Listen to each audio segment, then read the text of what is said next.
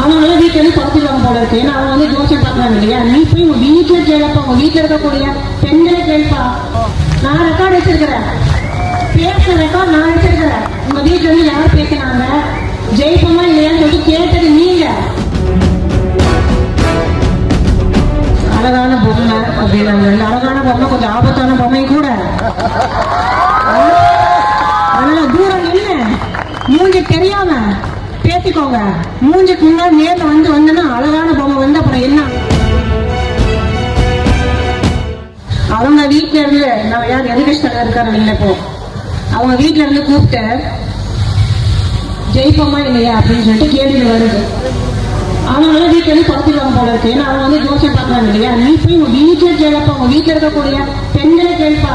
அவங்க கூப்பிட்டு என்கிட்ட பேசுறாங்க. நான் ரெக்கார்டு வச்சிருக்கேன்ப்பா, நான் ரெக்கார்டு வச்சிருக்கிறேன், பேசுற ரெக்கார்ட் நான் வச்சிருக்கிறேன். உங்க வீட்டுல இருந்து யார் பேசினாங்க, ஜெயிப்போமா இல்லையான்னு சொல்லிட்டு கேட்டது நீங்க.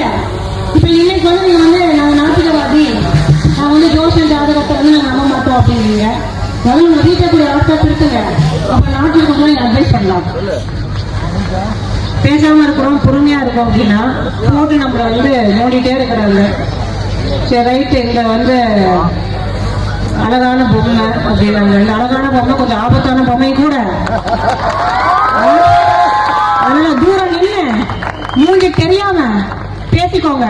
மூஞ்சிக்கு முன்னாடி நேர்ல வந்தனா அழகான பொம்மை வந்து அப்புறம் என்ன ஆகுங்கிறது அப்புறம் தெரியும்.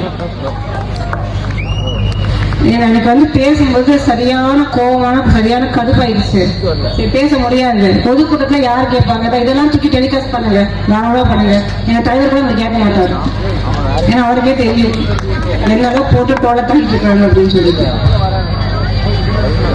எதுக்கு இதை சொல்றேன் அப்படின்னா,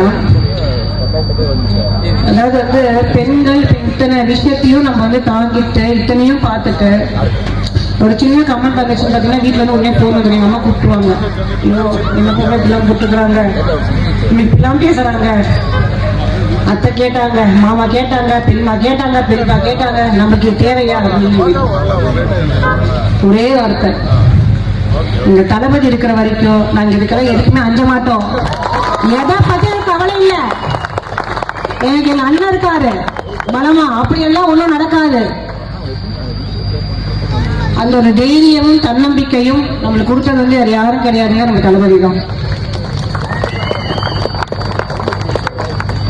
எதுல பிடிக்கலாம், எதுல வரலாம், எதுல நாட்டுல வந்து போடலான்னு எல்லாத்துக்கும் தெரிஞ்சு அவங்களுக்கு வேற ஒண்ணும் கிடையாது. முழுக்க முழுக்க பயம், அவ்வளவுதான். எல்லாரும் இப்ப வந்து நம்ம பிரதர் கூட பேசிட்டு போனாரு, ரெண்டே கட்சிக்கு தான் ஓட்டு. எனக்கு தெரிஞ்சு ரெண்டெல்லாம் இருக்காது. ஒன்னும்